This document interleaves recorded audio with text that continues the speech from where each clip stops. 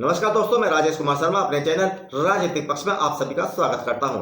Bharatiya Janata party के शीर्ष नेता नरेंद्र मोदी और अमित शाह ने जिस प्रकार राजस्थान में वसुंधरा राजे सिंधिया और मध्य प्रदेश में शिवराज सिंह चौहान को हाशिए पर ला खड़ा किया है, अब उनकी इस रणनीति की चपेट में उत्तर प्रदेश भी आ गया है। फर्क सिर्फ इतना है कि दूसरे राज्यों में जाने निशाने पर दिग्गज भाजपा नेता थे, उत्तर प्रदेश में उनकी जगह सहयोगी दलों ने ले ली है। ऐसा लगता है कि प्रधानमंत्री नरेंद्र मोदी और उनके खास अमित शाह को किसी दूसरे पर विश्वास नहीं है, इसलिए वे सभी राज्यों में धीरे धीरे चुनावी कमान अपने हाथों में ले रहे हैं। मोदी और अमित शाह दोनों अच्छी तरह जानते हैं कि इस बार जनता को अपने पक्ष में खड़ा करना उतना आसान नहीं है जितना 2014 और 2019 के लोकसभा चुनाव के दौरान था। भाजपा को अपने कई मजबूत राज्यों में ही चरम पर पहुंची गुटबाजी का तो सामना करना पड़ ही रहा है, साथ ही संगठन के लोगों की आम जनता पर कमजोर पकड़ भी मोदी और शाह दोनों को एहसास कर रही है। मोदी और शाह की चिंता का सबसे बड़ा कारण यह भी है कि एक तो सत्ता विरोधी लहर और ऊपर से कई दर्जन सांसदों का खराब प्रदर्शन उनके विजयी रथ में बड़ी रुकावट बन रहा है। अब उत्तर प्रदेश में तो हालात इतने विकट हो चुके हैं कि यहां अब भाजपा हाईकमान अपने सहयोगी पार्टियों के ही राजनीतिक भविष्य पर प्रश्न चिन्ह लगा उनको दरकिरार करने लगी है। यह भाजपा की राजनीतिक मजबूरी भी है कि उसे ऐसा कदम उठाना पड़ रहा है। इस बात को अपना दल की अनुप्रिया पटेल, सुभाषपा के ओम प्रकाश राजभर और निषाद पार्टी के डॉक्टर संजय निषाद भी अच्छी तरह जानते हैं, लेकिन राजनीतिक व्यवस्था के चलते कोई भी इस मुद्दे पर खुलकर बोलने को तैयार नहीं है। दोस्तों, अब प्रश्न उठता है कि आखिर भाजपा का शीर्ष नेतृत्व अपने इन सहयोगियों को लेकर इतना एहसास क्यों है और वह चाहते हुए भी उन पर ज्यादा भरोसा क्यों नहीं कर पा रहा है। ऐसी क्या मजबूरियां भाजपा हाईकमान के सामने आ गई हैं कि उत्तर प्रदेश में मोदी के चेहरे को ही आगे करके चुनावी जंग में उतरने को भारतीय जनता पार्टी मजबूर है। लेकिन सहयोगियों को क्यों नजरअंदाज किया जा रहा है, इसका भी आकलन मैं इस वीडियो में करूंगा, लेकिन उससे पहले कुछ बातों से आपको अवगत कराना चाहता हूं। दोस्तों, यदि आप उत्तर प्रदेश में पिछले 1-1.5 साल में घटने वाली राजनीतिक घटनाओं का आकलन करेंगे तो विपक्षी दलों के इंडिया अलायंस बनने से पहले ही भाजपा उत्तर प्रदेश की लगभग 24 लोकसभा की सीटों पर हार रही थी, और जब से ये इंडिया अलायंस बना है और अखिलेश यादव को नीतीश कुमार का साथ मिला है, तब से तो स्थिति ये हो गई है कि समाजवादी पार्टी या भारतीय जनता पार्टी को बहुत बड़ा तकड़ा झटका देने जा रही है। उत्तर प्रदेश की लगभग 40 सीटें अखिलेश यादव की समाजवादी पार्टी और उनके सहयोगी दल जीत सकते हैं, यानी 2019 के लोकसभा चुनाव की तुलना में भाजपा को और 24 सीटों का नुकसान। 2014 में सहयोगी दलों के साथ भाजपा ने 73 सीटें तो 2019 में 64 सीटें जीतकर परचम फहराया था, लेकिन इस बार 2024 में जब यह आंकड़ा 40 सीटों पर जाकर सिमटता दिखाई दे रहा है तो भाजपा के रणनीतिकारों को एहसास तो होना ही है। दरअसल दोस्तों, भाजपा हाईकमान को यहाँ दो घटनाएं विचलित कर रही हैं। पहली घटना 2022 में हुए उत्तर प्रदेश विधानसभा चुनाव के नतीजे हैं और दूसरी घटना उसके बाद हुए मैनपुरी लोकसभा सीट सहित खतौली और घोसी विधानसभा सीट के उपचुनाव के नतीजे। 2022 में हुए उत्तर प्रदेश विधानसभा चुनाव में समाजवादी पार्टी के 111 प्रत्याशी चुनाव जीते थे, लेकिन इस चुनावी रिजल्ट में एक ऐसी बात छिपी थी जिसने मोदी और शाह सहित समूचे भाजपा के दिग्गज नेताओं को बुरी तरह झकझोर कर रख दिया था। उत्तर प्रदेश विधानसभा चुनावी नतीजे के अनुसार समाजवादी पार्टी 24 लोकसभा सीटों पर आ गई थी।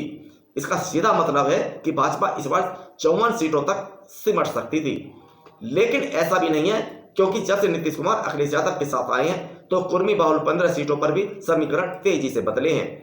इसके अलावा कांग्रेस और राष्ट्रीय लोकदल, जो कि समाजवादी पार्टी की सहयोगी पार्टियां हैं, वे भी कुछ न कुछ सीटों पर विजय हासिल करेंगी ही। यही वह समीकरण है जो भाजपा हाईकमान को चिंता में डाले हुए है।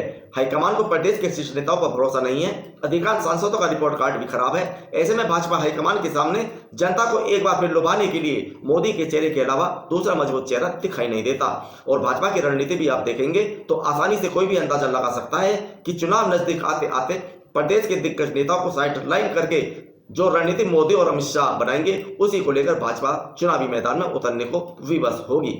मोदी और अमित शाह को हाल ही में हुए मैनपुरी लोकसभा सीट सहित खतौली और घोसी विधानसभा सीट के उपचुनाव के नतीजे भी विचलित कर रहे हैं। ये तीनों वे सीटें हैं जहां पिछड़े और अति पिछड़े समाज के लोगों का दबदबा है और भाजपा को इन्हीं सीटों पर करारी हार का सामना करना पड़ा। विधानसभा चुनाव के दौरान 111 विधायक जीताकर समाजवादी पार्टी ने यह तो सिद्ध कर ही दिया कि उसका दबदबा बढ़ रहा है, लेकिन समाजवादी पार्टी के पक्ष में पिछड़े और अति पिछड़े समाज का जाकर खड़ा हो जाना, यही भाजपा की परेशानी का मुख्य कारण है। अनुप्रिया पटेल हो या फिर ओम प्रकाश राजभर अथवा संजय निषाद, इन तीनों नेताओं ने उपचुनावों के दौरान अपना पूरा दमखम लगाया था, लेकिन भाजपा प्रत्याशी को जीत नहीं दिला सके थे। अब भाजपा नेतृत्व को नहीं लगता कि पिछड़े और अति पिछड़े समाज पर आधिपत्य रखने वाले उनके सहयोगी दल स्वयं भारतीय समाज पार्टी, अपना दल और निषाद पार्टी अपने वोट बैंक को भी संभाल कर रख पाएगी। ओम प्रकाश राजभर की बात करें तो उनकी स्थिति यह हो गई है कि खुद उनका राजभर समाज उन पर विश्वास नहीं करता। घोसी विधानसभा उपचुनाव के दौरान कई दिन तक ओम प्रकाश राजभर दल बल के साथ घोसी में डेरा डाले रहे, लेकिन घोसी सीट पर लगभग 50,000 जनसंख्या वाली राजभर समाज ने ओम प्रकाश राजभर को दिन में ही तारे दिखा दिए। अगर राजभर समाज के लोग भी एकजुट होकर भाजपा प्रत्याशी के पक्ष में मतदान कर देते तो घोसी सीट को समाजवादी पार्टी से आसानी से छीना जा सकता था। स्थिति यह है दोस्तों कि अब राजभर समाज को ही ओम प्रकाश राजभर पर भरोसा नहीं रहा। कभी भाजपा तो कभी सपा, वे कब किसके पाले में खड़े हो जाएं, इसका अनुमान तो राजनीतिक पंडित भी आसानी से नहीं लगा सकते। इसीलिए उनके राजभर समाज को यह समझते हुए देर नहीं लगी कि ओम प्रकाश राजभर अपने समाज को अपनी उंगलियों पर नचा रहे हैं। इसीलिए वे धीरे धीरे उनसे करने लगे। आज भाजपा और खुद ओम प्रकाश राजभर को यह नहीं सोच रहा है कि समाजवादी पार्टी के साथ मजबूती से जा खड़े हुए इस समाज को वापस कैसे लाया जाए। दोस्तों, अगर सूत्रों की माने तो ओम प्रकाश राजभर की स्थिति इतनी दयनीय हो चली है कि भाजपा उनको अब कोई भाव देने को तैयार नहीं है। खुद ओम प्रकाश राजभर को यकीन था कि वे योगी सरकार में मंत्री बनेंगे, लेकिन अब तो घोसी विधानसभा का रिजल्ट आए हुए भी 1 महीने से ज्यादा हो गया, लेकिन मंत्री बनने का उनका सपना पूरा नहीं हो सका, बल्कि इसको लेकर विरोधी उन पर तंज कसने में भी पीछे नहीं है। अब ओम प्रकाश राजभर के सामने स्थिति ऐसी हो गई है कि एक तरफ हुआ है तो दूसरी तरफ खाई। वैसे तो सूत्र यह भी बताते हैं कि ओम प्रकाश राजभर एक बार फिर समाजवादी पार्टी के साथ जाने को तैयार हैं, लेकिन अखिलेश यादव ने लाल झंडी दिखा रखी है। अपना दल अनुप्रिया पटेल, जो कि मोदी सरकार में मंत्री भी हैं, उनका आकलन करें तो भाजपा हाईकमान उनको लेकर भी असहज इसलिए है कि अनुप्रिया पटेल का भी जादू कुर्मी समाज पर चल नहीं रहा है। उत्तर प्रदेश में लोकसभा की 15 सीटें ऐसी हैं जहां कुर्मी समाज किसी भी दल को हराने और जिताने का मादा रखता है। बताया जाता है कि उत्तर प्रदेश में कुर्मी समाज कुल जनसंख्या का 6% है। लगभग 25 जिलों में इस समाज का प्रभाव है। भाजपा के दिग्गज नेता स्वतंत्र देव सिंह भी इसी कुर्मी समाज से आते हैं। कुर्मी समाज की अहमियत को देखते हुए भाजपा ने पहले उन्हें उत्तर प्रदेश का अध्यक्ष बनाया और उसके बाद योगी सरकार में कैबिनेट मंत्री। वहीं समाजवादी पार्टी ने भी कुर्मी समाज को साधने के लिए नरेश उत्तम पटेल को उत्तर प्रदेश का अध्यक्ष बनाया हुआ है। अनुप्रिया पटेल के पिता स्वर्गीय सोनेलाल पटेल का नाम आज भी कुर्मी समाज में बड़ी इज्जत के साथ लिया जाता है। उनके निधन के बाद उनकी राजनीतिक विरासत को अनुप्रिया पटेल आगे बढ़ा रही हैं।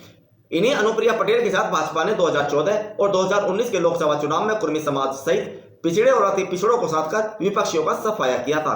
लेकिन जब से बिहार के मुख्यमंत्री और कुर्मी समाज का बड़ा चेहरा नीतीश कुमार और अखिलेश यादव एक साथ आए हैं, भाजपा और अपना दल दोनों ही असहज हो उठे हैं। जैसे पीएम नरेंद्र मोदी ने गुजरात से आकर उत्तर प्रदेश के वाराणसी से चुनाव लड़कर विरोधियों के समीकरण बिगाड़ दिए थे, अब वही खेल नीतीश कुमार खेलते हुए नजर आ रहे हैं।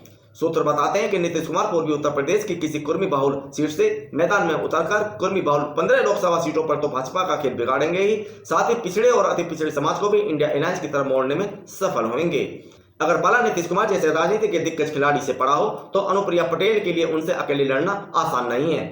भाजपा ने तो यह भी अच्छी तरह जान चुका है कि घोसी, खतौली और मैनपुरी के उपचुनाव के दौरान भी अपना दल कोई प्रभाव छोड़ने में सफल नहीं हो पाई थी। इसीलिए अब अनुप्रिया पटेल पर विश्वास करना राजनीतिक आत्महत्या करने के समान होगा। इसलिए सूत्र बताते हैं कि उत्तर प्रदेश को लेकर जो चुनावी रणनीति भाजपा तैयार कर रही है, उससे उनके सहयोगी दलों सुभाषपा, अपना दल और निषाद पार्टी को दूर रखा जा रहा है।